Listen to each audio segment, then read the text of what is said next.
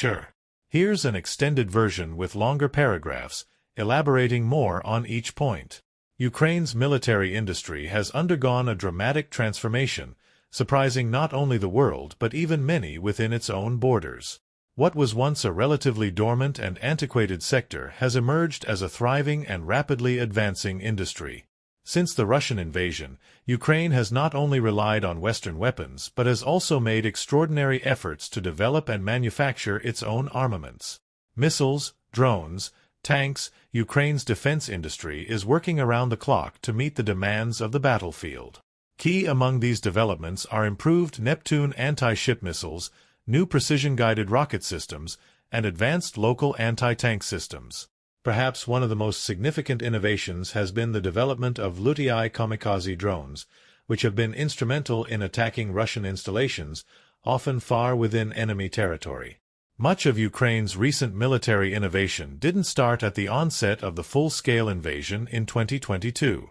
In fact, many of these projects began years earlier, after the annexation of Crimea in 2014. This pivotal event awakened the Ukrainian defense sector, as the nation realized it could no longer rely on outdated Soviet-era weapons or insufficient foreign support. The years between 2014 and 2022 were spent refining these weapons, subjecting them to rigorous testing, and ramping up production. Now, amidst the ongoing war, these creations are proving their worth in real-time combat situations. The rapid success and scaling of production have even led some analysts to speculate that Ukraine could become a significant player in the international arms market in the years to come, shifting the global defense landscape. Not too long ago, the thought of Ukraine becoming a defense powerhouse would have been laughable to many. Prior to the war, Ukraine's military production was modest at best, often limited to the manufacturing of aircraft engines, helicopter motors, and a few turbines for ships and submarines. Their defense equipment was seen as outdated, unreliable, and not in line with modern technological standards. This was a sharp contrast to Ukraine's past as a vital part of the Soviet Union's military-industrial complex. The fall of the USSR left Ukraine with vast military infrastructure, but over time, the country struggled to maintain this legacy. Factories that once produced cutting-edge weapons and technology were either repurposed, shut down, or fell into disrepair due to corruption and lack of investment. To understand the fall from grace that Ukraine's military industry experienced, one must look back at the Cold War era. During Soviet times, Ukraine was home to some of the most important military production centers in the entire Soviet Union. Dnipro was known for producing advanced ballistic missiles, critical for both the Soviet space program and its nuclear arsenal.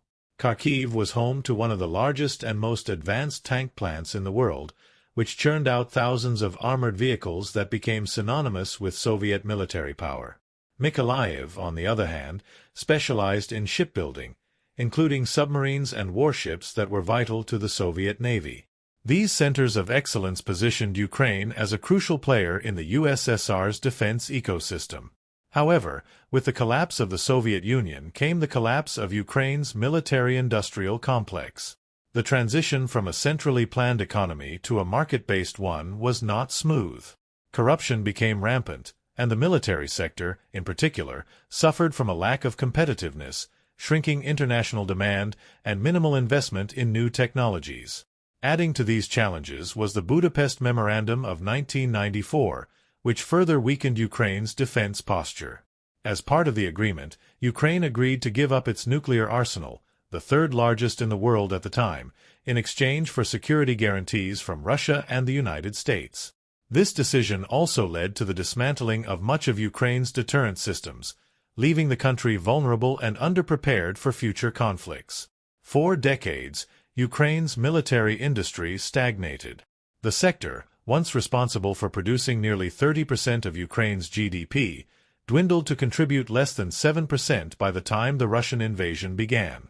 Under successive pro-Russian presidents, little effort was made to revitalize the industry, and by the time Volodymyr Zelensky took office in 2019, it was in desperate need of reform. Recognizing the need for change, Zelensky initiated sweeping anti-corruption measures across the board, with a particular focus on cleaning up the defense sector. This led to a complete overhaul of Ukroboronprom, the state-owned conglomerate responsible for much of Ukraine's military production. Ukroboronprom, now rebranded as the Ukrainian defense industry, has undergone a transformation from a bloated and corrupt relic of the Soviet era into a modern, agile, and more transparent entity. The reforms have allowed it to operate more like a private sector company, focusing on innovation, efficiency, and the ability to scale up production rapidly in response to the war effort. The results have been staggering.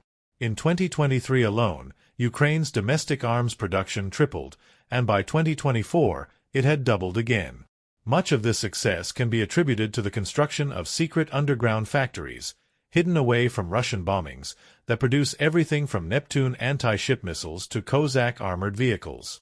These underground factories represent just one part of the broader shift in Ukraine's defense strategy. The Ukrainian government, under Zelensky, has also fostered partnerships with Western defense companies to further enhance production capabilities and bring in new technology. One notable example is the collaboration with Germany's Rheinmetall, one of the world's leading arms manufacturers. These partnerships have allowed Ukraine to tap into advanced Western technology while scaling up production domestically. In many ways, Ukraine is turning the war into an opportunity for long-term industrial and economic growth, with the defense sector leading the way. Another key to Ukraine's defense resurgence has been the rise of private enterprises, particularly in the field of drones.